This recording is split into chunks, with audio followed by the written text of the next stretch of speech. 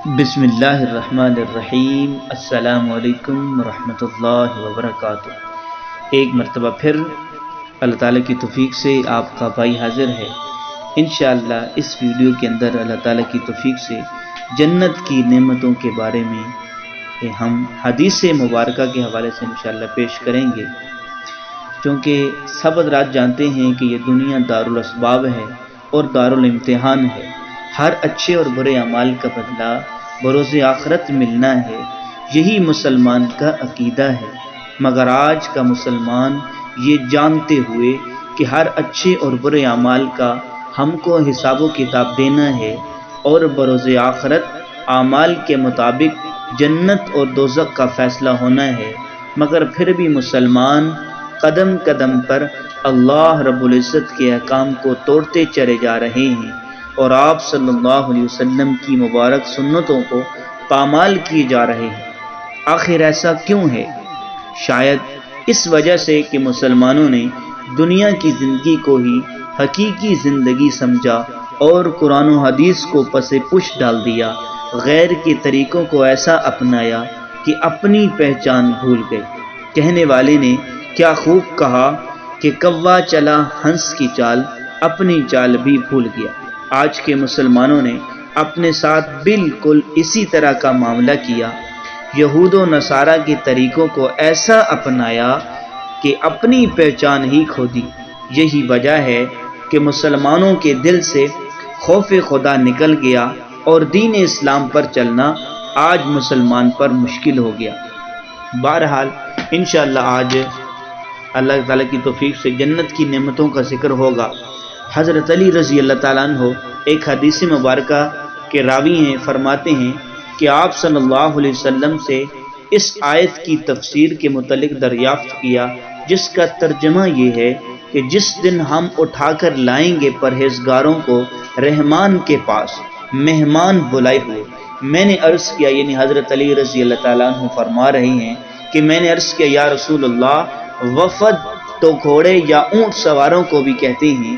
نبی پاک صلی اللہ علیہ وسلم نے ارشاد فرمایا، قسم ہے اس ذات کی جس کے قبضے میں میری جان ہے کہ جب وہ اپنی قبروں سے نکلیں گے تو سفید اونٹنیوں کے ذریعے ان کا استقبال کیا جائے گا، جن کے پر ہوں گے ان پر سونے کے پالان ہوں گے اور ان کے جوتوں کا تسمہ نور ہوگا جو چمک رہا ہوگا، اور ان کا ہر قدم حد نگاہ کے برابر ہوگا، اور وہ جنت کے دروازے پر پہنچیں گے تو اس دروازے پر سرخ یاقوت کا حلقہ سونے کی تختیوں پر ہوگا، اور جنت کے دروازے پر ایک درخت ہوگا جس کی جڑ سے 2 چشمے جاری ہوں گے۔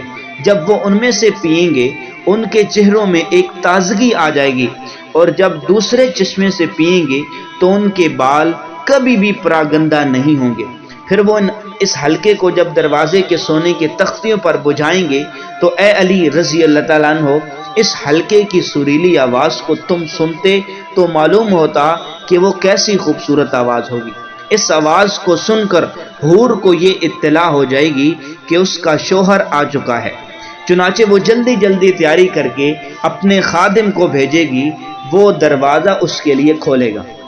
وہ خادم اتنا حسین ہوگا کہ اگر اللہ تعالیٰ اس کی پہچان جنتی کو نہ کراتا تو اس کے نور اور جمال اور رونق کو دیکھ کر وہ اس کے سامنے سجدہ ریز ہو جاتا۔ وہ کہے گا، میں تیرا خادم ہوں جو تیری خدمت کے لیے مقرر کیا گیا ہوں۔ چنانچہ جنتی اس کے پیچھے اس کے نشان قدم پر جائے گا اور وہ اپنی بیوی کے پاس پہنچ جائے گا۔ وہ جلدی جلدی تیاری کر کے خیمے سے باہر نکلے گی اور اس جنتی سے معانقہ کرے گی اور کہے گی، تو میرا محبوب اور میں تیری محبوبہ ہوں اور میں راضی و خوش ہوں، اب کبھی بھی ناراض نہیں ہوں گی، اور میں عیش اور چین سے ہوں، مجھے کبھی کوئی تنگی اور تکلیف نہ ہوگی، اور میں ہمیشہ ہمیشہ یہاں ہوں، کبھی بھی یہاں سے کوچ نہیں کروں گی۔ پھر وہ اپنے عالی شان گھر میں داخل ہوگا، اس کی بنیاد سے اس کی چھت تک 1,00,000 گز کا فاصلہ ہے، قیمتی موتیوں اور یاقوت کی چٹان پر وہ بنایا گیا ہے۔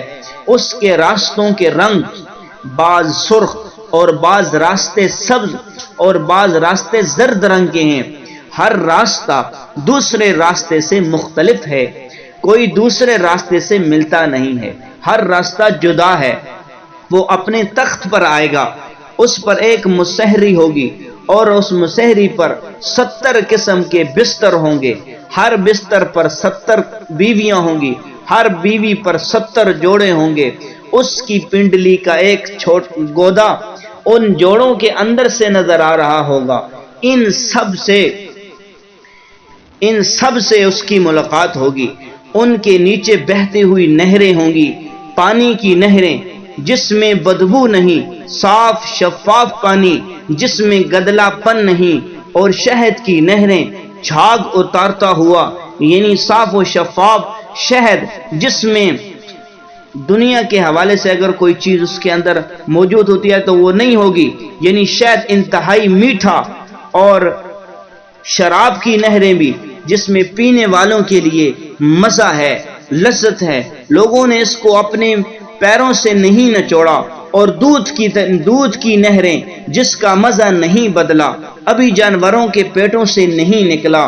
جب ان کو کھانے کی خواہش ہوگی تو سفید پرندے ان کے پاس آئیں گے اور وہ اپنے پروں کو اٹھائیں گے۔ جنتی لوگ ان کے پہلوؤں سے جس قسم کا کھانا چاہیں گے کھائیں گے، پھر وہ اڑ کر چلے جائیں گے، اور جنت میں لٹکے ہوئے پکنے کے قریب جو پھل لگے ہوئے ہوں گے وہ اس کی خواہش کریں گے۔ درخت کی ٹہنی ان کی طرف پہنچ جائے گی، وہ جس قسم کے بھی چاہیں گے پھل کھا لیں گے، خواہ کھڑے ہو کر خواہ ٹیک لگا کر۔ اور یہی اللہ تعالیٰ کے اس ارشاد کا مطلب ہے۔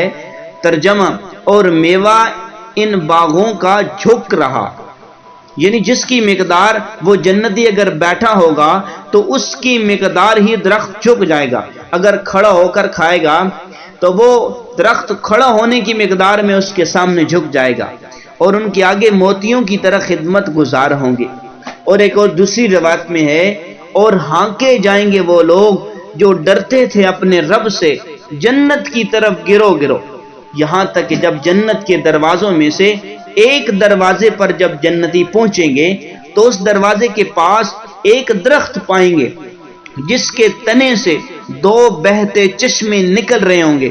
وہ ایک چشمے کے پاس جانے کا قصد کریں گے، گویا کہ ان کو اس کا حکم دیا گیا ہے۔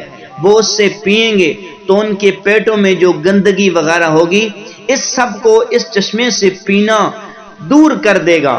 پھر دوسرے چشمے کا قصد کریں گے اور اس کے ذریعے طہارت اور پاکی حاصل کریں گے، جس کے بعد ان کے اوپر نئی تازگی آ جائے گی۔ پھر ان کے جسموں اور کھالوں پر کسی قسم کا بھی کبھی بھی تغیر نہ آئے گا، اور نہ ان کے بال پر پراگندہ ہوں گے کہ گویا ان پر تیل لگا دیا ہو۔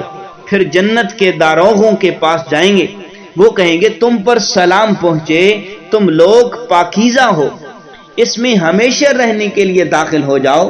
پھر ان کے پاس 9 عمر لڑکے چکر کاٹیں گے، جیسا کہ دنیا میں کسی دوست کے باہر سے آنے پر لڑکے چکر کاٹتے ہیں، وہ لڑکے کہیں گے خوشخبری ہو اس کی جو اللہ تعالیٰ نے تمہارے لیے اکرام و اعزاز تیار کر رکھا ہے۔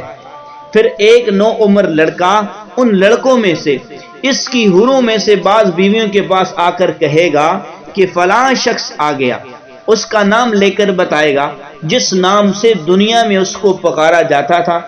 وہ کہے گی کیا تو نے خود اس کو دیکھا ہے؟ وہ کہے گا میں نے خود اس کو دیکھا ہے اور وہ میرے پیچھے ہی ہے۔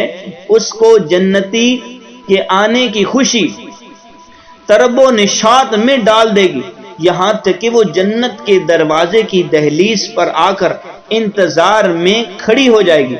جب وہ اپنے گھر پہنچے گا تو دیکھے گا کہ اس کی عمارت کی بنیاد کس چیز کی ہے، تو وہ موتی کی چٹان ہوگی جس کے اوپر سبز اور زرد اور سرخ اور مختلف رنگوں کے محل اور بلند عمارتیں ہوں گی۔ پھر وہ نگاہ اٹھا کر جنت کی چھت کو دیکھے گا تو وہ بجلی کی طرح چمکتی ہوگی۔ اگر اللہ تعالیٰ نے اس کے لیے اس کا دیکھنا نہ مقدر کیا ہوتا تو قریب تھا کہ اس کی بینائی اس کی چمک کی وجہ سے چلی جائے۔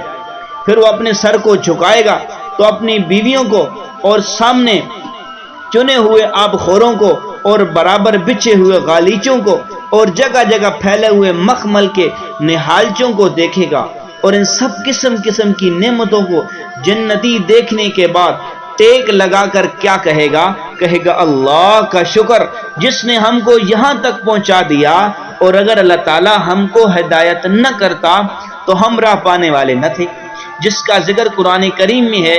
پھر ایک منادی اعلان کرے گا، تم زندہ ہی رہو، اب تمہیں موت کبھی نہ آئے گی، اور تم یہیں اقامت اختیار کرو، کبھی بھی یہاں سے تمہارا کوچ نہیں ہوگا، اور صحت مند رہو گے، کبھی بھی بیمار نہ ہوگے۔ اللہ تعالیٰ کی توفیق سے آپ حضرات کے سامنے یہ مکمل حدیث ہے جو حضرت علی رضی اللہ تعالیٰ عنہ سے نقل کی گئی ہے کہ انہوں نے آپ صلی اللہ علیہ وسلم سے یہ حدیث سنی ہے۔ کتنی بڑی بشارتیں آپ صلی اللہ علیہ وسلم نے ان لوگوں کے لیے جو اللہ تعالیٰ کی ذات پر اور اللہ تعالیٰ کے نبی وقت کے نبیوں پر ایمان لائے ہیں، اور ایمان لا کر انہوں نے اچھے اعمال بھی کیے ہیں، اور اس حال میں ان کی موت آئی ہے کہ اللہ تعالیٰ کی ذات ان سے راضی ہوئی ہے، اور ان کے لیے دیکھیں کتنی اللہ تعالیٰ کی ذات نے جنت کے اندر اکرام و اعزاز کیا ہے۔ تو اسی کے ساتھ ہی اللہ تعالیٰ کی توفیق سے جو کہا سنا آپ حضرات کو اللہ تعالیٰ کی توفیق سے بتایا ہے، امید ہے اس جنتی کی نعمتوں کا تذکرہ سن کر آپ حضرات کو جنت کا شوق ہوگا۔ جس کو جنت کا شوق ہے وہ نیک اعمال کرنے کی کوشش کرے، اور جو نیک اعمال وہی کرتا ہے جس کو جنت کی طلب ہوتی ہے۔ اللہ تعالیٰ کی ذات ہم سب کو مرنے سے پہلے مرنے کی تیاری کی توفیق نصیب فرمائے۔ انشاءاللہ اللہ تعالیٰ کی توفیق سے پھر آگے حاضر ہوں گے۔ السلام علیکم ورحمۃ اللہ وبرکاتہ۔